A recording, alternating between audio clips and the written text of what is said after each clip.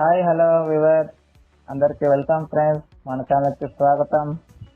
మా ఛానల్లో మీకు కనుక వీడియోస్ నచ్చితే లైక్ చేయండి, షేర్ చేయండి, కామెంట్ చేయండి మరియు సబ్స్క్రైబ్ చేయండి.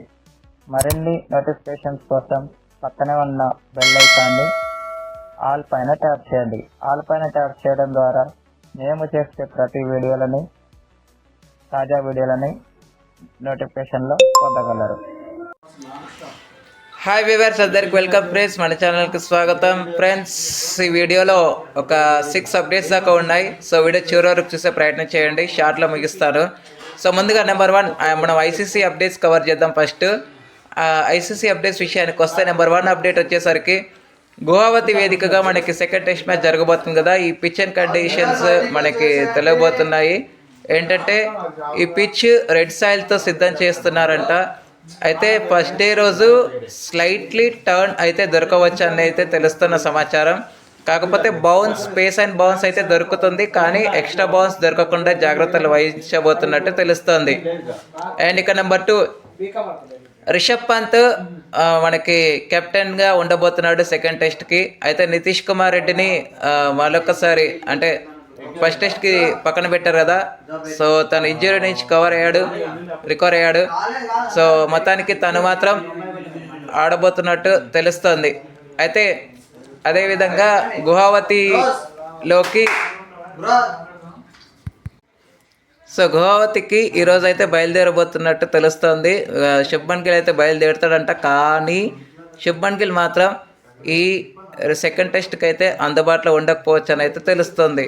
అండ్ ఇక నెంబర్ 3 వచ్చేసి ICC women's Bangladesh versus India series అయితే పోస్ట్పోన్ చేస్తున్నారు గైస్. అయితే డిసెంబర్లో ప్రత్యామ్నాయ సిరీస్ కోసం ట్రై చేస్తుంది బీసీసీఐ.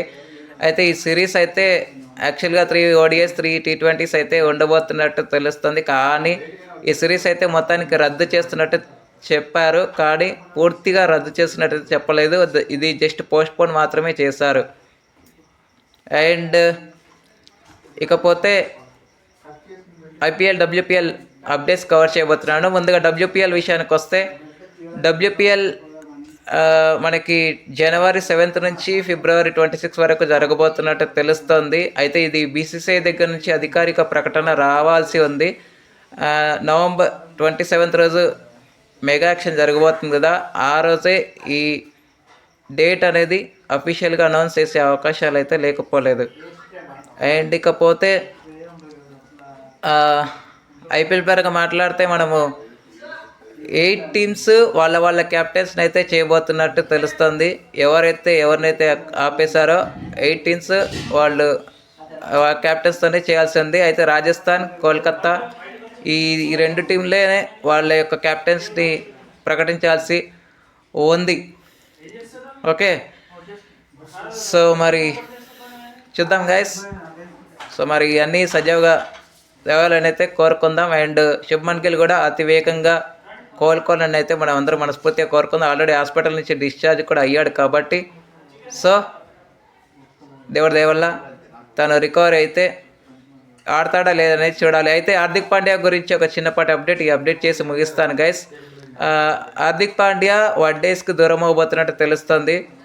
ఎందుకంటే తన బాడీ స్ట్రెంగ్త్ తట్టుకోలేదని చెప్పేసి సౌత్ ఆఫ్రికాతో జరిగేటువంటి T20s ఆడబోతున్నట్టు తెలుస్తుంది. కానీ అంతకంటే ముందు రంజీ ట్రోఫీ మ్యాచెస్ ఏవైతే ఉన్నాయో సయ్యద్ ముస్తక్ అలీలో బరోడా తరపున ఆడతాడంట.